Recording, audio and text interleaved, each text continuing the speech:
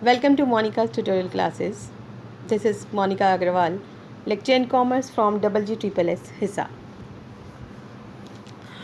तो स्टूडेंट्स, मैंने आपको कल करवाया था अकाउंटिंग प्रिंसिपल्स के बारे में हम बात कर रहे थे। आई होप आपने उसको रीड किया होगा, समझ आया है, बड़ा अच्छा है। प्रिंसिपल भी जो होते हैं ना, वो आपकी लाइफ से जुड़े हुए हैं।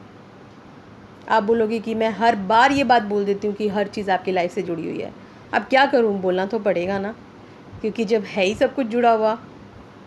और सबसे मैं इसको जोड़ती किस लिए हूँ, क्योंकि मैं बार बार इस चीज़ को कहती हूँ, जो चीज़ हम खुद कर रहे हैं और अगर उसके साथ हम कुछ जोड़ कर देखते हैं तो वो चीज़ हमें बहुत अच्छे से क्लियर हो जाती है, हम समझने लग जाते हैं। क्योंकि जो हमारे आसपास हो रहा है, हम उन चीज़ों को देखते हैं, रोज़ हमारी डेली लाइफ का वो हिस्सा है। हम कभी उन चीज़ों को भूलते नहीं, सिर्फ हम एक उसके कमर्शियल लैंग्वेज में नाम और चीज़ें सीखते हैं। तो आज हम क्या कर रहे हैं, नेक्स्ट प्रिंसिपल के ऊपर चलते हैं हम। नेक्स्ट प्रिंसिपल हमारा क्या है? Subordination of individual interest to general interest. व्यक्तिगत हित पर सामान्य हित को प्राथमिकता। ये क्या कहता है? ये कहता है कि जब आप एक संस्था में काम करते हैं ना, तो ये नहीं कि आप अपना वहाँ पे व्यक्तिगत देखें हित। आपको क्या चाहिए? आपको चाहिए कि अपना संस्था का हित आप देखें। अब चलिए, आप फ्रेंड्स हैं, कई फ्रेंड्स जब आप होते हैं तो आप क्या करते हो? आपको कभी कोई फ़ैसला लेना पड़ता है, क्या करें, कैसे करें? आप अकेला अपने मन के हिसाब से सब करते हो? नहीं ना। कैसे करते हो? आप सबका मन देखते हो, सबके अकॉर्डिंगली चलते हो, सबकी प्रॉब्लम्स को ध्यान में रखते हो और फिर अपने जो तुम डिसाइड करते हो उस काम को पूरा करते हो। तो संस्था में तो ये बहुत ज़रूरी है कि आपका अपना पर्सनल ऑब्जेक्टिव आपने नहीं देखना। आपने किसको देखना है? सामान्य हित को, संस्था के हित को आपने देखना है। कोई भी आप डिसीज़न ले रहे हैं तो आपने ये देखना है कि मेरा अपना लाभ नहीं, मुझे अपना बिज़नेस का, मेरी ऑर्गेनाइजेशन का लाभ होना चाहिए। हमें ऐसे डिसीजंस लेने चाहिए, है ना। अब जैसे वो यहाँ पे एक एग्ज़ाम्पल दे रहा है कि जैसे एक कंपनी में है, परचेज़ मैनेजर है, उसको 100 टन रॉ मटेरियल चाहिए। अब उसका खुद का बेटा भी काम करता है, लेकिन क्या करता है, जो बेटा है ना, वो दे रहा है आपको 250 रुपये पे माल, 250 रुपये पर टन के हिसाब से। लेकिन मार्केट में वही माल आपको अवेलेबल है 200 रुपये पर टन के हिसाब से। तो अब आप क्या करोगे? अब आप अगर आप देखो कि 250 रुपये आप अपने बेटे के हिसाब से वो लेगा, उसको तो पर्सनल फ़ायदा हो गया, लेकिन क्या ऑर्गेनाइजेशन के हिसाब से फ़ायदा है? नहीं ना। तो उसे क्या करना चाहिए? उसे अपना लाभ नहीं देखना। या तो वो लेगा अपने बेटे से तो वो 200 रुपये में बोले उसको कि भाई तेरे को लेना है तो 200 रुपये में ले, नहीं तो वो इस तरफ 200 रुपये में जाएगा जहाँ पे संस्था का लाभ है। संस्था को हानि नहीं होनी चाहिए। तो ये प्रिंसिपल हमारा ये कहता है।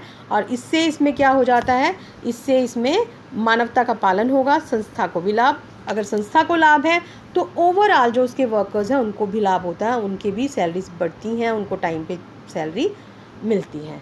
और अगर आप इस रूल को नहीं फॉलो करते तो इससे मानवता का हनन होता है, आपस में जेलस हो जाती है और ऑर्गेनाइजेशन के जो ऑब्जेक्टिव्स हैं वो भी सही से हमारे नहीं हो पाते हैं। नेक्स्ट रूल हमारा क्या है? Remuneration to employees. वो कहता है कि जो वर्कर्स को आप रेम्युनरेशन देते हैं वो आपका फेयर होना चाहिए, जिससे दोनों सेटिस्फाई हो, वर्कर्स भी सेटिस्फाई हो, मैनेजमेंट भी सेटिस्फाई हो। ये नहीं कि भाई आप अपनी सेटिस्फेक्शन देख रहे हैं लेकिन आपका वर्कर सेटिस्फाई नहीं है। जब वो सेटिस्फाई नहीं होगा वो काम ही नहीं करेगा ढंग से, वो अपनी लगन से काम नहीं करेगा। लगन से काम नहीं करेगा तो आप पैसा भी नहीं कमा सकते। लेकिन अगर वो भी सेटिस्फाई है ऐसी, क्योंकि ज़रूरी नहीं है, हो सकता है वो ज़रूरी से ज़्यादा मांग ले, तो आप उसे कैसे दोगे? तो भी तो नहीं दे सकते ना। तो दोनों का होना चाहिए, जेन्युइन होना चाहिए, तो उसे दोनों का होगा, काम अच्छे से करेगा तो उससे जो उसकी कॉस्ट ऑफ लिविंग है, अपनी जो उसकी डिमांड है, एबिलिटी, हर चीज़ को ध्यान में करते हुए वो उसको यूज़ करेगा और उसको सही तरीके से दे देगा। अब इससे होगा क्या? कि यहाँ पे एक तो उसके प्रोत्साहन में वृद्धि हो जाएगी, समर्पण भावना के विकास आएगी, वो आपकी फर्म को छोड़कर नहीं जाएगा। लेकिन अगर आप उसे पैसा सही नहीं देते तो वो बेईमान हो जाएगा और वो आपकी फर्म को छोड़ के भी चला जाएगा। हो सकता है वो कहीं और काम कर ले। आपको लगेगा कि भाई हाँ, आपको तो बतेरे मिल सकते हैं, बहुत मिल सकते हैं, पर ऐसा नहीं होता। हो सकता है कि जो वर्कर आप खो रहे हैं, जितना आपको उसको देना चाहिए, आप उसे नहीं देते हैं, तो हो सकता है कि जो अगला वर्कर आपको मिले, हो सकता है कि वो उतना लायक ना हो।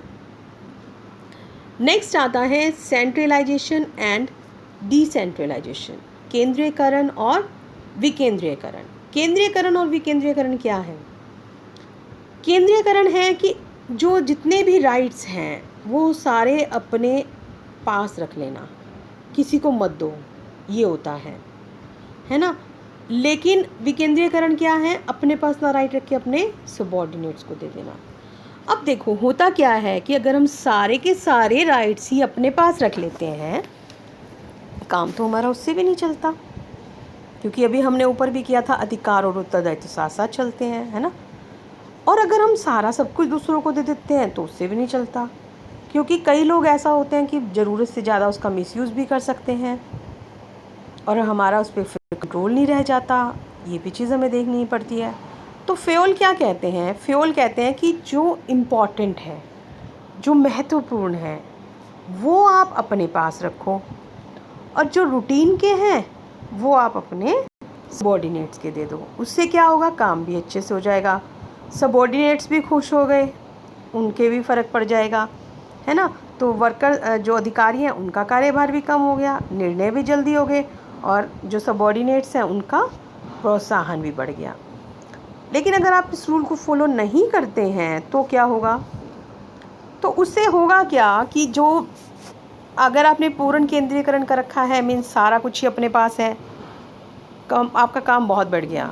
सारा विकेंद्रीकरण है तो उससे गलत डिसीजंस लेने के वो रहते हैं, प्रोत्साहन में भी कमी आ जाती है।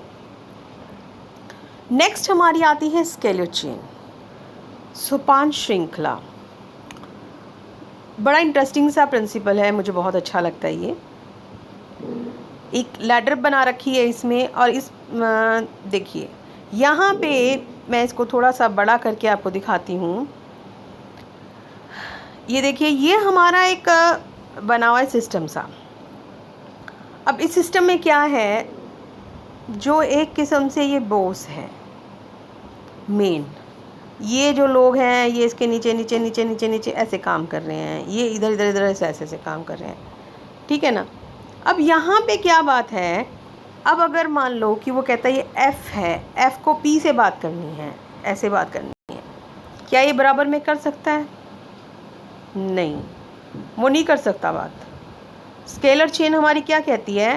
कहता है एफ़ को अगर पी से कोई बात करनी है ना, उसका तरीका क्या है? एफ़ का सुपीरियर कौन है? ई। एफ़ किस पे जाएगा? ई पे जाएगा। ई का सुपीरियर कौन है? डी, उस पे जाएगा। डी का सुपीरियर कौन? सी पे जाएगा। सी फिर किस पे जाएगा? बी पे। बी किस पे जाएगा? ए पे। ठीक है, ऐसे ऐसे आप चलोगे। आपकी हायर लेवल तक बात पहुंच गई है, अब आपने दूसरी तरफ पी तक पहुंचानी है। ए अपने से नीचे वाले एल को बोलेगा, एल एम को बोलेगा, एम किसको बोलेगा? एन को, एन ओ को बोलेगा, और ओ किसको बोलेगा? पी को। स्केलर चेन है हमारी ये। वो कहता है नीचे से ऊपर एक सीधी रेखा में चलनी चाहिए। आप किसी भी पद को अनदेखा नहीं कर सकते। अगर वो सीधा चाहता है, वो क्या बन जाता है? गैंग प्लैंक, समतल संपर्क। आप अपने लेवल वाले से ही बराबरी में बात कर रहे हो। यहाँ पे ये भी ध्यान रखना ज़रूरी है, अगर एफ ओ से बात कर रहा है, ये इसका बराबर का नहीं है, ये समतल संपर्क नहीं है, उसके ठीक जो लेवल का है यही समतल संपर्क है। ठीक है, तो यहाँ पे ये क्या चीज़ बता रहा है कि जो फ्योल है वो कहता है कि जो आपकी एक औपचारिक रेखा है, जो नीचे से ऊपर या ऊपर से जो नीचे जा रही है, वो एक सीधी रेखा में जाएगी। आप बीच में कोई भी जो कड़ी है उसको अनदेखा नहीं करोगे। ये ध्यान देना आपको बहुत ज़रूरी है। कोई केस है जिसमें आपको स्पेशली ज़रूरत है तब आप इस नीचे वाले ऑप्शन को यूज़ कर सकते हो, गैंग प्लैंक को। अदरवाइज़ नहीं करोगे, वो बहुत जल्दी ज़रूरत है आपको, तभी आप कर सकते हो। लेकिन उसमें भी चैनल एक पैरेलल लाइन आपकी होनी चाहिए। पैरेलल लाइन होगी तभी बात बनेगी आपकी। ये नहीं होता ऐसा हो ऐसा हो, ऐसा नहीं होगा, ठीक है। और इससे होगा क्या, बेनिफिट क्या मिलेगा इससे, कि जो सूचनाएं हैं हमारी उनका सही फ्लो होता है, अधिकारियों से अच्छे से संबंध हमारे रहते हैं, समस्याएं भी हल हो जाती हैं। आप इन रूल को फॉलो नहीं करते तो इसका अव्यवस्थित प्रवाह हो गया, आपस में रिलेशंस भी अच्छे नहीं हैं, समस्याएं बढ़ती चली जाती हैं, ये होता है, कोई फ़ायदा नहीं होता। तो इसलिए बेटर है कि आप उसको अच्छे से कर लें। नेक्स्ट हमारा आता है व्यवस्था, या आप उसे कह सकते हैं क्रमबद्धता, ऑर्डर। ऑर्डर क्या कहते हैं? ऑर्डर कहता है सही व्यक्ति को सही काम पे लगाना चाहिए, सही वस्तु को सही स्थान पे रखना चाहिए। वो कहता है कि हर एक चीज़ के लिए ना एक प्रॉपर प्लेस होता है और हर चीज़ अपने प्रॉपर प्लेस पे होनी चाहिए। ऐसे ही हर इंसान के लिए एक प्लेस होता है और हर व्यक्ति को अपने जो उसका अपॉइंटेड प्लेस है उसी पे करना है। मतलब उनको पता होना चाहिए क्या काम करना है, कहाँ पे करना है, उसको जो चीज़ें चाहिए उस काम को करने के लिए वो कहाँ मिलेगी। तो ये सारी की सारी चीज़ें उसको सही से पता होनी चाहिए, एक ऑर्डर, एक सीक्वेंस होना चाहिए उसका, कि ये नहीं कि कहीं पे कुछ है, वो रोज़ पूछ रहा है आज मेरे औजार कहाँ हैं, वर्कर आता है काम करने के लिए, उसको पता ही नहीं है कि उसके औजार कहाँ मिलेंगे, अगले दिन उसे काम कहाँ करना है, किससे उसे पूछना है, आए दिन वो चेंज हो जाते हैं, तो उससे काम नहीं सही होता है। ऐसे में टूट फूट भी ज़्यादा होती है, काम पे बहुत नेगेटिव इफेक्ट पड़ता है। तो यहाँ पे ऑर्डर उसका एक सही प्लेस होना चाहिए। फिर आता है इक्विटी।